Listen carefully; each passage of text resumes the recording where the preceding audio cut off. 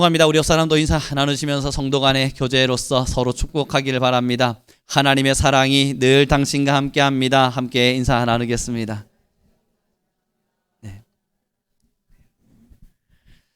그렇습니다, 여러분. 상황은 어찌됐건 하나님의 사랑이 우리를 떠나지는 않습니다. 바울처럼 결박당하는 시절에도, 아니면 다니엘처럼 왕궁에 있는 자리에서도, 아니면 그 다니엘이 사자굴에 들어가야 될 어떠한 상황 속에서도, 아니면 요셉처럼 이제 국무총리가 되어서 떵떵거리는 시절에도, 아니면 감옥 속에 갇혀서 누명을 뒤집어 쓴 채 억울한 삶을 살던 그때에도, 어떠한 시절인지는 중요하지 않습니다. 상황과 시절과 시대와 시간과 상관없이 변하지 않는 한 가지가 명확하게 있다면 하나님이 여전히 우리를 사랑하신다는 겁니다.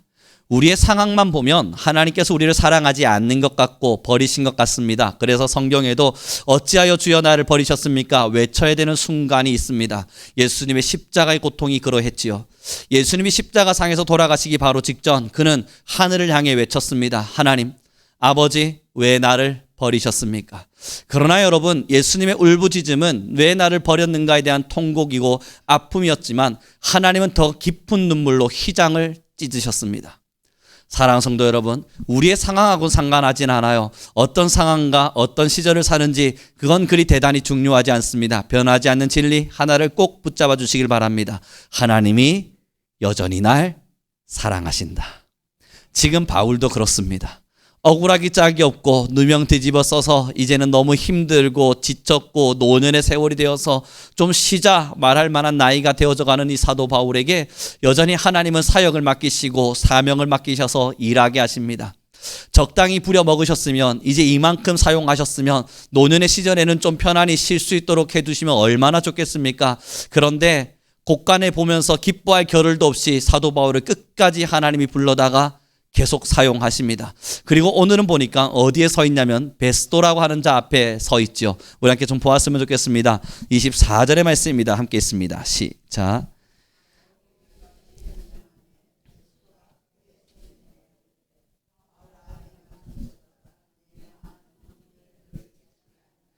여러분, 저번 주까지 계속 등장하고 있었던 인물이 벨릭스였습니다.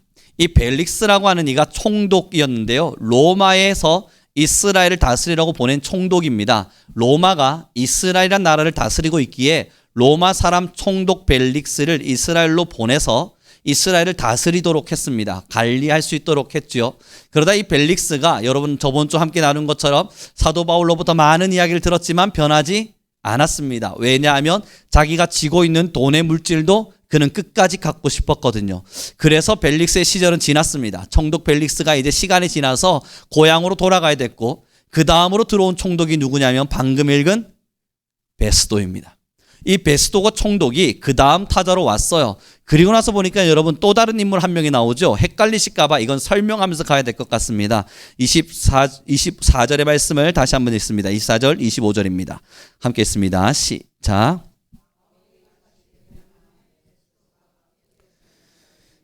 바울아, 내가 미쳤도다. 내 많은 학문이 너를 미치게 한다 하니, 바울이 이르되 베스도 각하여 내가 미친 것이 아니요 참되고 온전한 말을 하나이다. 아멘. 사도행전 26장에 그 전에 보면요, 사도 바울이 베스도 앞에서도 하나님을 증명합니다. 그리고 자기가 예수님을 어떻게 믿었는지를 간증합니다. 이 이야기를 들은 베스도 총독이 너는 미쳤구나 라고 이야기를 하는 거예요. 그랬더니 여러분, 사도 바울이 베스도를 경량하고 있었던 이야기를 잠깐 틀어서 28절에는 이렇게 고백되죠. 함께 보실까요? 27절, 28절입니다. 같이 있습니다. 시작.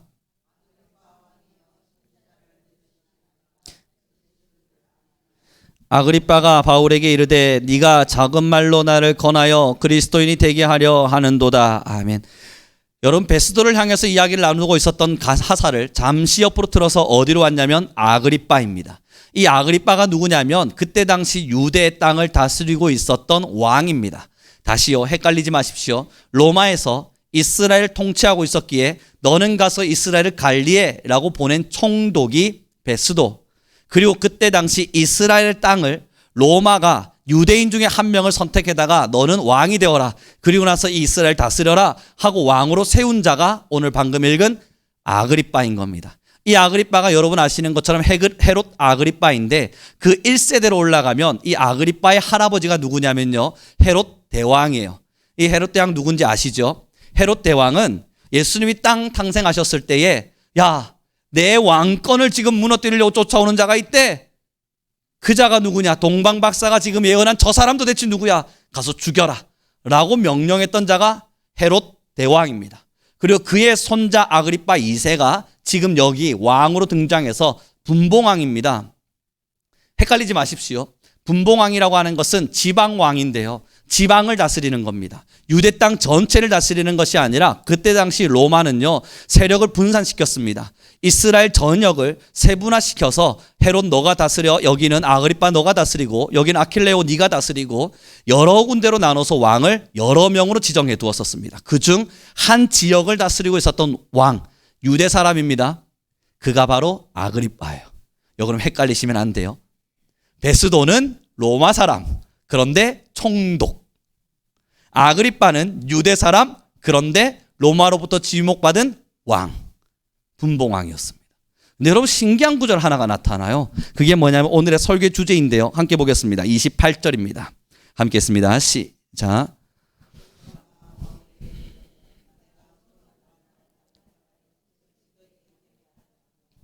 여러분이 28절에 보니까 아그리빠가 지금까지 아그리빠와 베스도가 함께 사도 바울의 간증을 들었거든요. 그리고 나서 베스도는 너는 미쳤다라고 말했지만 이 아그리빠는 뭐라 말하냐면 야, 너가 적은 말로 나를 그리스도인이 되게 하는구나 라고 말을 합니다. 몇 마디 아닌 말로 나를 그리스도인이 되게 하려고 하는구나. 여러분 비아냥이 약간 섞인 것만 같지요. 그런데 이것을 원어로 정확하게 살펴보면요, 정확한 해석으로 보면 내가 거의 너에게 설득당할 뻔했다라는 문장입니다. 이걸 여러분 원어로 제가 설명하기엔 너무 긴 문장이고 저는 원어에 그렇게 자신 있지 않습니다. 그런데 영어 성경에 보면요, 뭐라 기록되어 있냐면 almost you예요. 너가 거의, 그리고 persuade라고 하는 단어를 쓰는데 이건 설득하다, 납득시키다는 단어입니다. 너가 거의 납득시켰대요. 누구를요? me라는 단어를 써서 너가 나를 거의 납득시킬 뻔했대요. to be a Christian. 그리스도인이 되도록 거의 네가 나를 설득시켰다. 여러분이 아그리빠의 말을 들어보시죠. 아그리빠가 사도 바울의 말을 듣자, 간증을 듣자 베스도는 미쳤다고 말하고 있지만 여기에 누군가는 동함이 되어져서 그 간증 앞에서 마음이 녹아내리기 시작하면서 이 아그리빠가 말하는 거예요. 네가 거의 나를 그리스도인이 되게 만들 뻔했구나. 내가 너에게 거의 설득당할 뻔했구나. 내가 거의 너로 인해서 그리스도인이 되게 될 뻔했다. 설득되고 있을 말이에요. 그런데 여러분 여기서 잠깐,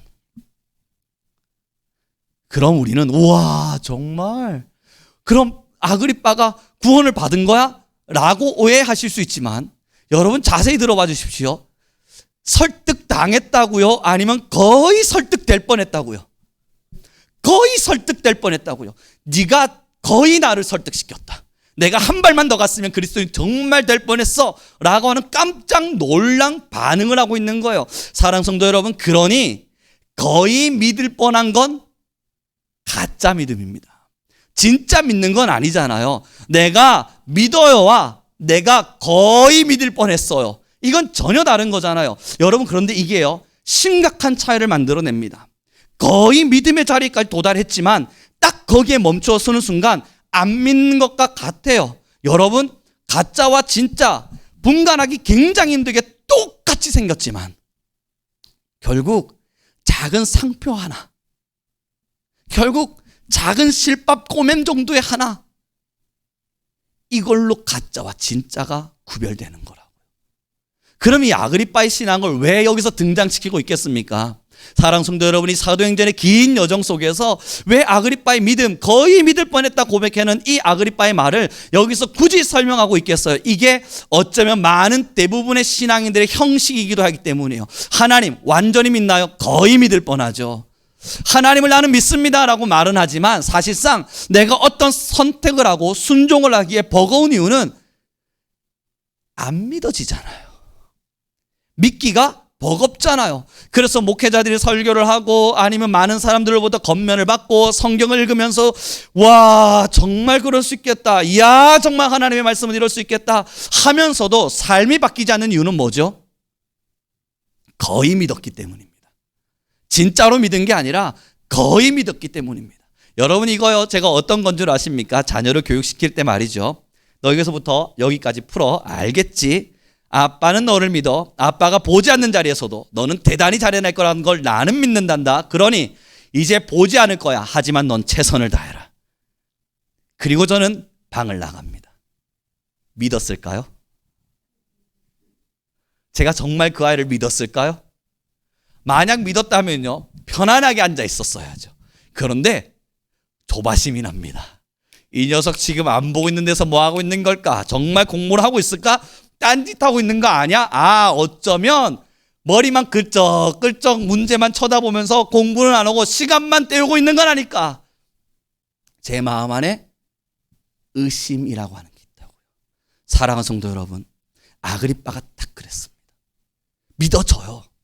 들어보니까 알겠어요. 이 사람이 하는 말을 들어보니까 공감도 돼요. 이 사람이 하는 말을 들어보니까 맞는 것만 같아요. 그런데 아니면 어떡하지? 아닐 수도 있잖아. 야 정말 그럴까? 에이 괜히 내가 이거 믿는다 이야기했다가 나 이 아그리빠라고 하는 왕권을 빼앗겨버리면 우와 이거는 큰일이지. 옆에 베스도를 보니까 사도 바울한테 전혀 현혹당하지 않았네. 그런데 나는 지금 현혹이 되어버렸네. 여기서 내가 무너지면 안 되지. 총독한테 기득권을 빼앗길 순 없어.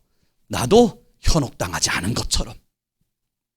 사랑하는 성도 여러분, 믿음이 왔지만 사실 불안함과 믿지 못하는 마음에 의해서 우리는 의심의 많은 병들을 들입니다. 신앙이 그러하더라고요. 하나님을 믿는 믿음이 그러하더라고요. 여러분, 하나님의 말씀 앞에서 한 발을 내딛는 거 누구나 할 수 있는 일이지만 왜 한 발을 내딛는 게 어려운 줄 아세요? 가면 뺏기거든요. 아그리빠는 여기서 내가 하나님을 믿는다 말하는 순간 왕권이 흔들릴 수 있어요. 여기서 내가 하나님을 믿는다 이야기하는 순간 베스도가 갑자기 깜짝 놀라면서 너도 미쳤구나 라고 말하며 질타를 들을 수도 있어요. 사람들의 시선이, 사람들의 생각이 이 베스도를, 아그리빠를 붙잡아 버린 겁니다. 우리 옆 사람에게 이렇게 인사했으면 좋겠습니다. 난 진짜 믿음을 가졌습니다. 여러분 여기서 이제 그럼 반으로 나뉘어져야 돼요. 왜 이런 인사를 시켰냐고요? 진짜 믿음의 성도들은 어떻게 살았는지 사도행전에서 지금까지 우리는 살폈단 말이에요. 진짜 믿음을 가진 하나님의 백성들이 이 사도행전에서 어떤 신앙의 길을 걸었는지, 상황 때문에 아파했나요? 아니요. 상황 때문에 울지 않았어요.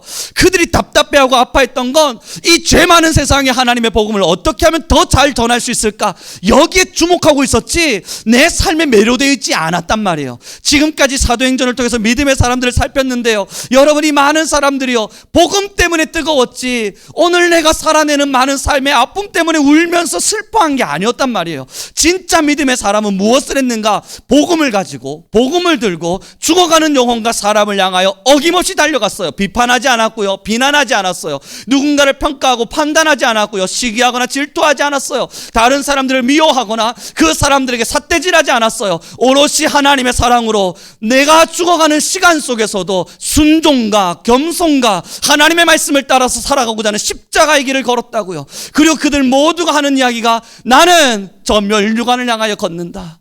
이 하나의 목적만을 가지고 살아냈어요. 그들이 왜 그 길을 걸을 수 있었냐고요? 멸류관을 완벽하게 믿었거든요.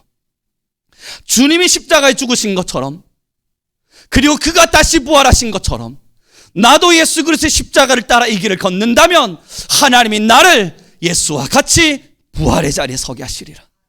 그가 가진 영광에 나도 함께 동참되어져 하나님의 나라에 들어갈 그날이 내게 있으리라. 완벽한 믿음이었단 말이에요. 그러니 지금의 상황 때문에 변질되지 않았습니다. 예전에도 설교를 통해서 함께 나눈 것처럼요, 여러분 이때 당시에 진짜 믿음을 가졌던 사람들 사자굴에 잡혀 들어가는데 찬양하면서 갔다고요. 하나님, 내가 당신을 믿었더니 이게 도대체 무슨 신세입니까? 그렇지 않았다고요. 사자굴로 들어가는데 찬양하며 들어간다고요. 활활 타오르는 불길 속으로 들어가는데 환하게 웃으며 들어간다고요. 왜 그게 가능하냐면 여기가 끝이 아님을, 여기가 나의 종착지가 아님을, 여기가 나의 믿음의 근원지가 아님을 그들 모두는 알았습니다. 그런데 적당히 믿은 사람, 가볍게 믿은 사람, 설득될 뻔한 사람, 아그리빠는요 왕권이 보입니다. 내 이 왕위는 어떡하지? 내려놓을 수 없어요. 더 깊이 설득하라 말할 거예요. 더 나를 더 많이 설득하라 요청할 거예요. 난 여전히 하나님을 아는 것에 요청이 필요하니 너가 나를 더 깊이 설득해봐 라고 말할 겁니다. 사랑하는 성도 여러분, 저도 신학 교수로 지금의 시간들을 살아내고 있잖아요. 많은 성도들이요 설득을 요청하기에 저도 학문을 공부하는 사람입니다. 어떻게 하면 이것을 좀 더 변증학적으로 잘 설명하고 잘 설득시켜서 이것이 사람들에게 납득될 수 있을까 설명해 보지만 저는 확신하는 게 하나가 있어요. 아무리 탁월한 공부를 해가지고요 설득을 요청하는 사람에게 가서 최선을 다해 설득한다 하더라도 그는 변하지 않습니다. 죽어도 변하지 않아요. 설득되었다 하더라도 돌아서서 나서며 설득됐어 그러나 안 할 거야, 고집과 아집에 사로잡힙니다. 왜냐하면 진짜 하나님의 품 안에서 완벽한 믿음을 가지지 않았거든요. 어설픈 믿음과 가짜 믿음과 적당한 신앙의 길을 걸어가면서 행동과 형식만 닮아가고 있었을 뿐이거든요. 오랜 시간의 교회 생활 속에 교회의 습관은 남아있지만 예수 그리스도로 인해서 나타나는 아름다운 건의, 하나님을 사랑하기 때문에 느낄 수 있는 이 아름다운 평안, 주님을 위해서라면 내 삶의 모든 것을 드리며 나아가야만 한다는 사명감, 이 어떤 것도 우리를 붙잡아내지 못해요. 참된 믿음이 상실되어져 갑니다. 지금의 시대는요 진짜 믿음의 사람들, 아그리빠 같은 사람 말고요 사도 바울과 같이 아니면 그 외에 성경 속에 기록되지 않은 많은 순교자와 같이 하나님 앞에서 하늘의 미랄이 되어 썩어져 가기를 선택하는 성도들이 필요합니다. 이제 우리가 그 마지막을 살아내는 사람들이에요. 사랑하는 성도 여러분, 역사를 자세히 들여다보십시오.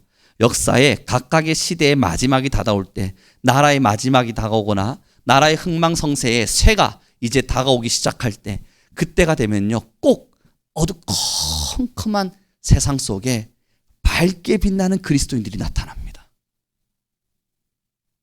지금의 수많은 믿음의 역사를 살펴보면요 세상이 가장 어두웠던 어떤 시절, 로마의 탄압으로 죽어가던 시절 진짜 그리스도인들이 나타났었고요, 이단이 판을 치던 시절 여러분 어거스틴이라고 하는 성자가 나타나서 하나님의 말씀을 체계화시켰고요, 지금도 우리가 배우고 있는 이 수없는 신학의 체계는 그때 당시에 나타났던 토마스 아퀴나스 아니면 어거스틴이나 이런 사람들로부터 인해서 신학이 체계화됐고 그 틀을 우리는 벗어날 수 없어요.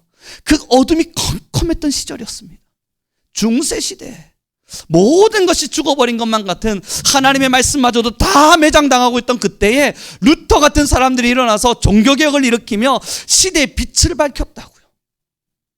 우리나라가 컴컴한 어둠 속에서 일제강점기를 당해가면서 너무나도 혹독한 시절을 지나가고 있었던 찬바람 불던 시절, 여러분 우리 그리스도인들 중에 순교자들이 일어나서 주기철 목사님 같은 분들이 빛을 밝혀냈다고요. 그리고 지금 현 시대를 우리는 똑같은 암흑 어둠의 시기라 이야기합니다. 이제 여러분 하나님이 찾으시는 사람은요 그 컴컴한 어둠 속에서도 진짜 믿음을 따라 걸어가는 아그리빠 같은 사람 말고요 참된 믿음을 따라 걸어가는 하나님의 사람들을 찾으십니다. 이제 우리는 십자가를 져야 돼요. 각자의 자리에서 각자의 가치를 가지고 진짜 십자가의 자리로 나아가야만 해요. 사랑하는 성도 여러분, 오늘의 이야기를 명심히 다시 한 번만 들어주셨으면 좋겠습니다. 하나님을 사랑하는 것처럼 보이는 사람이야 이 땅에 너무너무 많습니다. 하나님을 다 사랑하는 것처럼 얼마나 많은 사람들이 살고 있는지 몰라요. 오늘 내 설교를 듣고 있다면 너무 미안한 이야기이지만 어제 제게 전화 오셨던 그 형님도, 그 선배도 신학교에 왔다고요. 그때 저와 함께 토론을 하면서 얼마나 뜨거운 하나님의 사랑을 제게 이야기했고 설명했는지 몰라요. 제가 그를 왜 기억하냐고요? 그가 설명했던 뜨거운 하나님의 사랑은 저를 감동시켰거든요. 저 사람이 가르치는 이야기하는 저 하나님 정말 멋지다, 나도 저에게 가서 좀 더 들어봐야겠다 라는 생각이 들 만큼 뜨거운 하나님을 가지고 있었어요. 누구나 하나님을 사랑했죠. 문제는 왜 그 20여 년의 시간 동안 교회를 떠났고 하나님을 부정했고 다른 종교에 빠지고 왜 신앙 안에서 멀리 도망쳤겠습니까? 사랑하지 않은 게 아니에요. 십자가 지기가 무엇보다 싫은 거예요. 하나님의 십자가의 사랑 앞에 드려져야 될 헌신과 내 것을 내어놔야 되는 미랄의 삶과 나의 욕심마저 절제해야 되는 하나님의 말씀을 향한 순종이 너무나도 버겁기에 하나님 사랑합니다 라고 하는 별것 아닌 몇 마디로 내 신앙을 포장했던 거예요.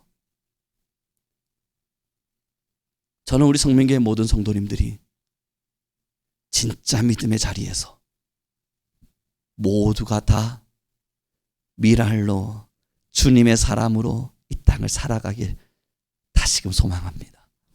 우리 하나님이 우리 성민교회 성도님들을 여기까지 부르신 이유는 이 어두운 세상 여러분, 적당한 신앙의 길 걷다가 내가 구원받은 게 맞나? 아니, 내가 하나님 만난 게 맞긴 할까? 의심하면서 저의 이야기를 들려드릴까요? 여러분, 저도요 하나님을 참 열심히 섬겼지만 매일마다 제게 찾아오는 의심이 뭔 줄 아세요? 내가 진짜 구원받은 사람 맞을까? 와, 아니 잠깐만, 하나님이 안 살아계실 수도 있지 않을까? 내가 너무 오랫동안 신앙생활을 하다 보니 주집 땅에서 그런 것처럼 믿고 있는 거 아닐까? 아니 잠깐만, 내가 하나님을 정말 사랑하고 믿나?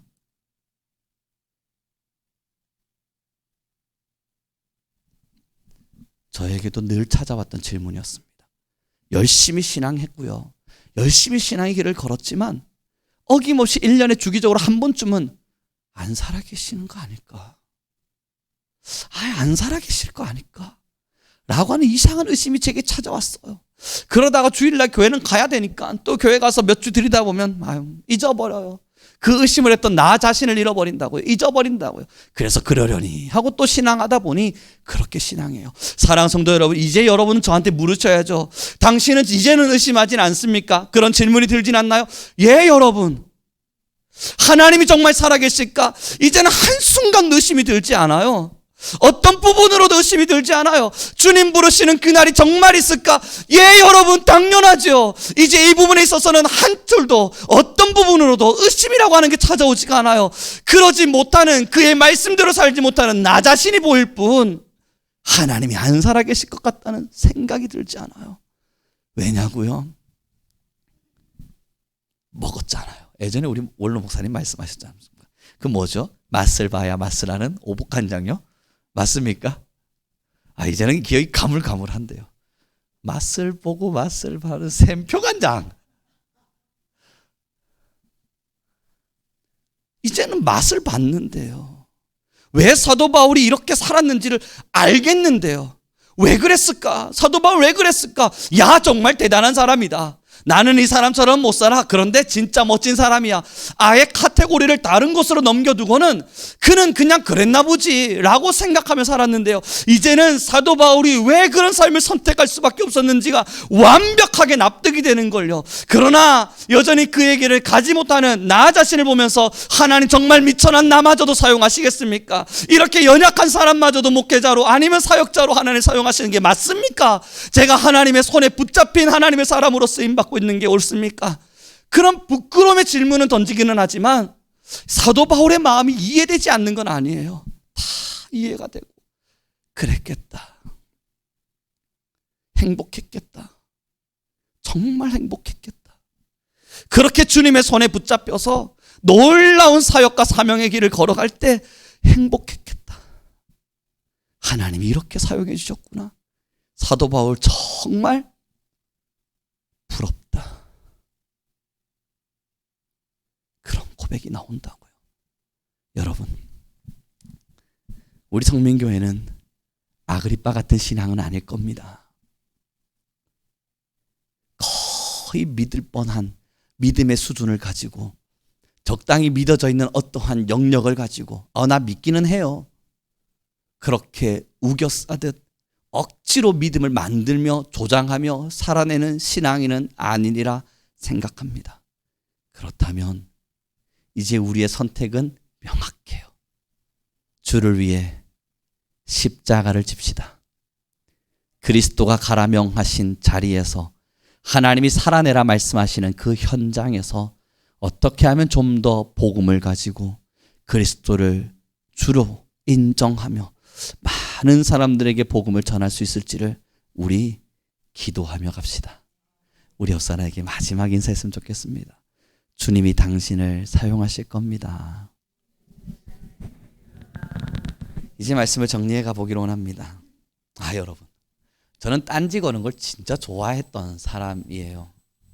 그렇다고 뭐 심보가 고약하고 나쁜 사람이 아니라 그냥 궁금한 게 많았어요. 어린 시절부터요.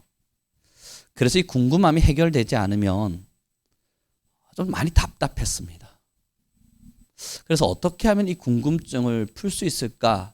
때로는 목회자를 찾기도 하고 똑똑한 사람들을 찾아서 질문도 해봐도 사실 잘 명확한 답이 제게 던져지지가 않았습니다.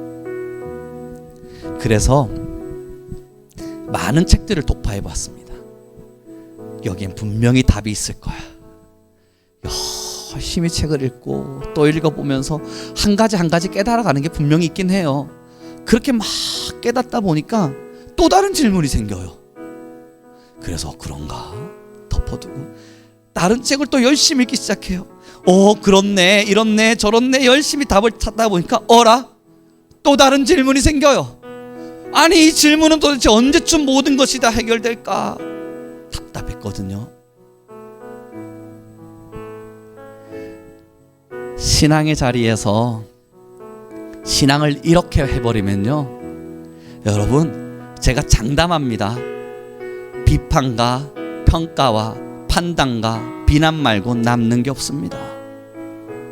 신앙 이렇게 해나가면요, 질문과 궁금증에 답을 찾고 나를 이성으로 납득시키고 나를 설득력 있는 말로 표현해가며 나의 지성을 무너뜨리고 나같이 고집센 사람을, 이 고집을 꺾어서라도 하나님이 나에게 이야기를 해주셔야만 나는 믿는다 나아가면요, 여러분, 제가 장담한다니까요, 비난 말고 남는 게 없어요. 그 열매가 뭔 줄 아세요? 비판이고요, 비평이고요, 비난이고요, 삿대질이고요, 평가고요.